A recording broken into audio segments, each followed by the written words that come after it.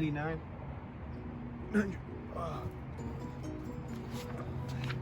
That's how many integrals I do a day. You really gotta check the mail daily. Postal workers are vastly underappreciated. Wonder what this is. It's important to practice your calculus skills. You never know, you might find an integral in real life. I found one.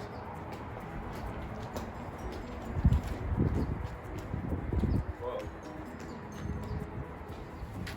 This one looks fun. So as you see here, this is essentially the product rule, but since we're finding the integral, we have to use a reverse product rule. So for this, I like to use a method called FUN. Oh, you're gonna love this. FUN stands for integration by parts.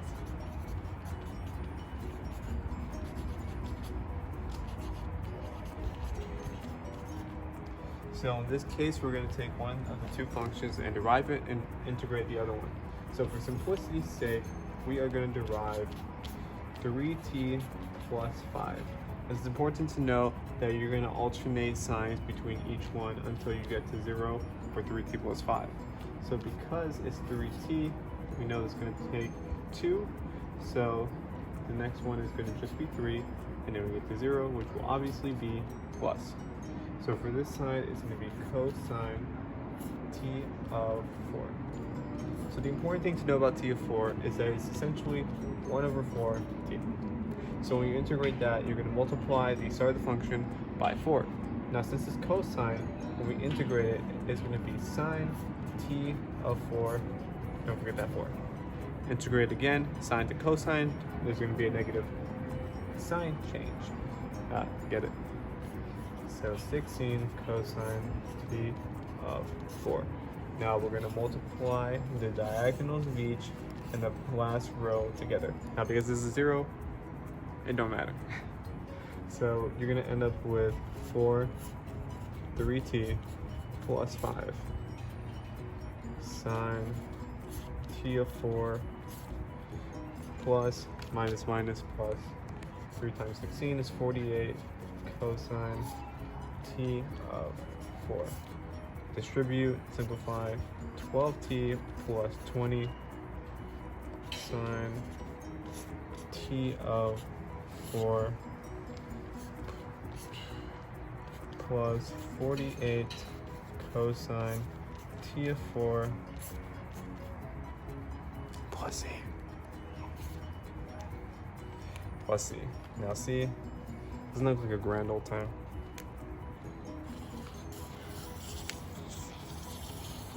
Boom. Okay. Now we just keep going. Now here it looks like we have a quadratic equation on the top that we can't seem to factor. So what can we do here? Well, we can factor the denominator, which has already been done. So in this case, we can use a method called partial fractions. So this is going to be equal to a over x minus 6 plus bx plus c over x squared plus 4. And you might be asking, why is it a bx plus 6 plus c instead of just a b?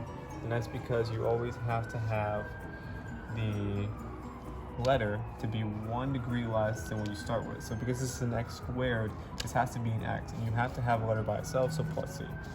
That makes sense? Okay. So now we have to find what a and b, c are to find the integral of the equation, because we can't factor that. You know, life sucks, but deal with it. So a is going to equal what makes the denominator 0. Plug that into the rest of the equation, so you know you have an actual number. So that's going to be 6, obviously. So you're going to end up with 6 squared plus 2, 6 plus 3 over 6 squared plus 4. 6 squared is 36, plus 2 times 6 is 12, 48, 51. 36 plus 4 is 40, 51 over 40. That's going to equal a. So now that we know that, we can't exactly solve for bx plus c. There's 2 variables. Very difficult. So you're going to get rid of all the denominators of each fraction to alienate b and c. So we're going to multiply everything by x minus 6 x squared plus 4. That is not a fraction, there's just tape there, so I could not write it straight. So the x minus 6 is obviously going to cancel out with x minus 6, x squared plus 4 is going to cancel out with x squared plus 4, and then both are going to cancel out with this end. So you're going to end up with x squared plus 2x plus 3 equals a, 51 over 40, times x squared plus 4 plus bx plus c, x minus 6. Distribute all that, you're going to end up with x squared plus 2x plus 3 again, equals 51 over 40, x squared plus 4, multiply that by 51, you're going to end up with 204 over 40, simplifies out to 51 over 10, get back to that later, plus bx times x, bx squared minus 6bx plus cx minus 6c. Okay, so we know that these equal each other, right? So that means that the coefficient of one is going to equal the coefficient of another. So because we know there's 1x squared here, that means there's 1x squared here. So we can take out the x squareds of each section. So that's going to equal x squared 51 over 40 plus b. See how we can solve for b now? This has to equal 1. So if this equals 1, we can subtract 51 over 40 from both sides. 1 obviously being 40 over 40. 40 minus 51, negative 11. Negative 11 over 40 is going to equal b. Same end on this side. So we know that c is going to equal 3. So add that. So we're going to have 204, because we're just doing the numbers, minus 6c is going to equal 3. Okay. So 3 is going to equal 30 over 10, because we established that this is 51 over 10.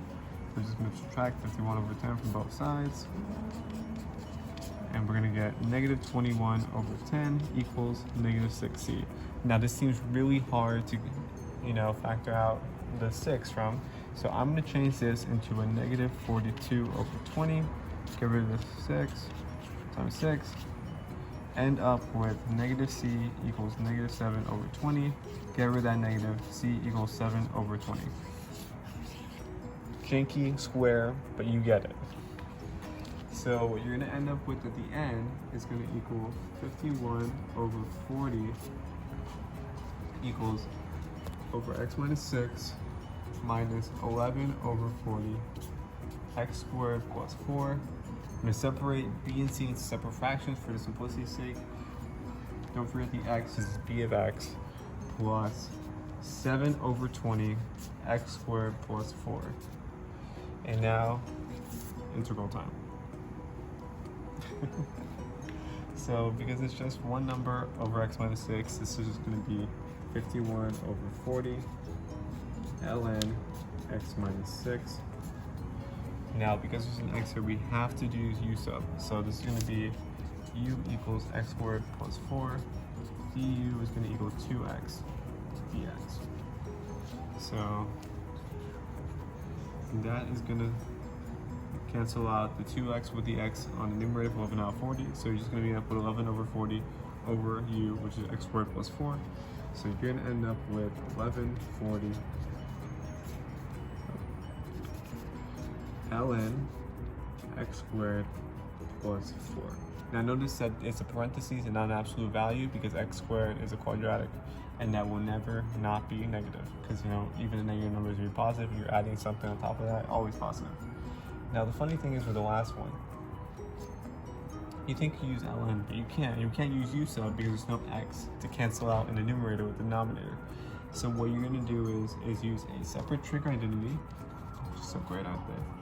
10 1 x over a 10 negative 1 x over a, because that equals to 1 over x squared plus a squared. And a squared might seem weird because we just have 4, but 2 squared equals 4, and you can treat it as such.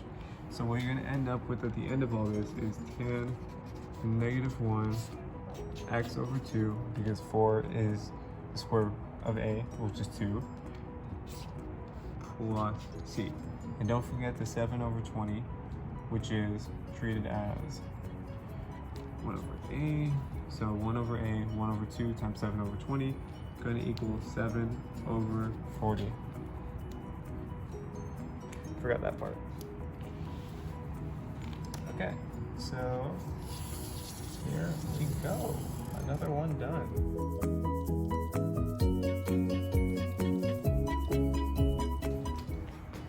Okay, so I've been told I'm running short on time, so I'm gonna rush through this one. Okay, so for this one, we can use another trig identity to substitute. So a squared minus x squared is going to equal sine. A sine. Okay, so we know that 9 is a. So a squared is going to be 9. So a is 3. So we know that x is going to equal 3 sine theta. So we can plug that in for each applicable x in the problem. So that's going to be 1 sine 4 times 9 minus 3 sine squared. Gonna alienate this square root because a lot's happening in it. So 9 minus 3 sine theta squared, 9 minus 9 sine squared theta. Factor out the 9 so you can get something resembling all that. So 9 minus 1 sine squared theta. Guess what that equals to? Cosine squared theta. Cosine squared theta is going to be equal to 1 minus sine squared theta. So that's going to be cosine squared theta. 9 cosine squared theta is what's going to be left in the square root. And remember, we have to do this to the 4th power, so 3 to the 4th power is 3, 9, 27, 81. So 81 sine to the 4th theta cosine squared. That's going to end up just being cosine.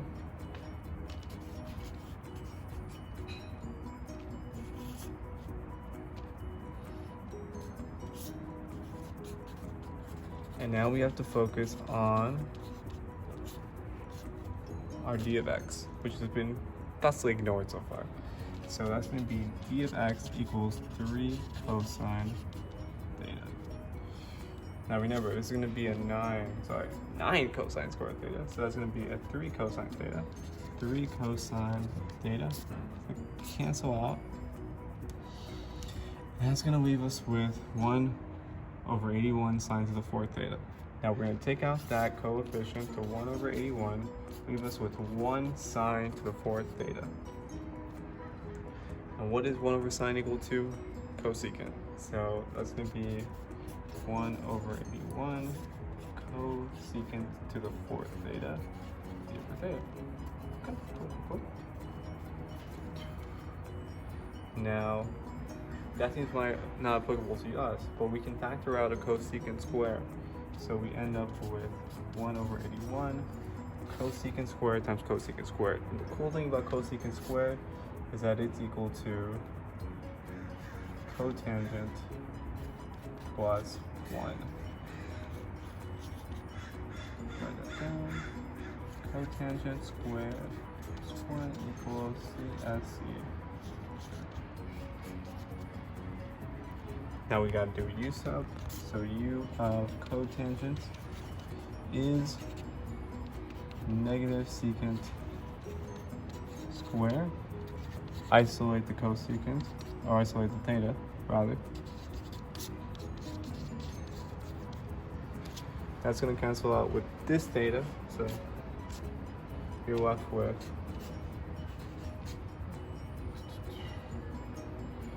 one over 81 u squared plus 1 du.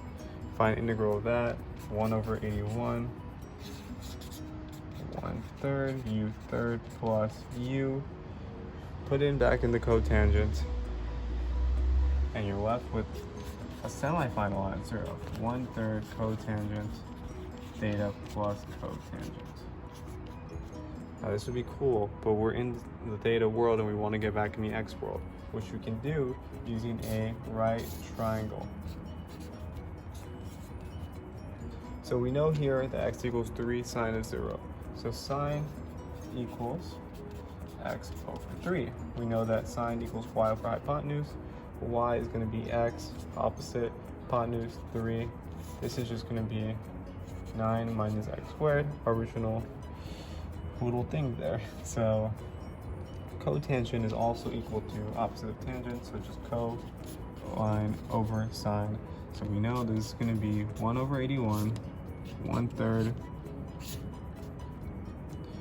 9 minus x squared over x plus the same exact thing, 9 minus x squared over x. Now the cool thing about square root is we know it's 1/2 to the 3rd power. And when we have exponents to the exponent, we just multiply them together. So 1/2 times 3 is 3/2. So that leaves us with 9 minus x squared to the 3/2 power. And then we're just gonna distribute the 1 over 81 to give us the final answer of, oh, I forgot to carry a negative there. Yeah, it's a negative. Whoops. Negative. One's over here. It's over here. Negative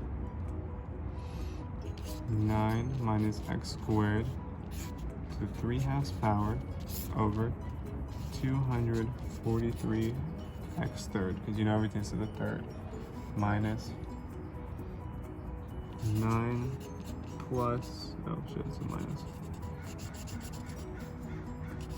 Was it up here?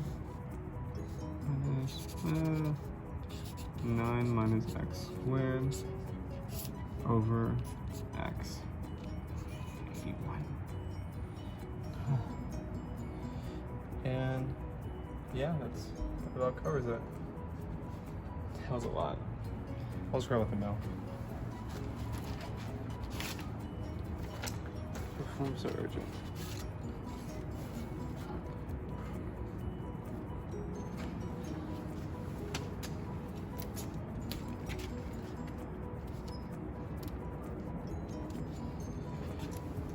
Don't forget the plus C.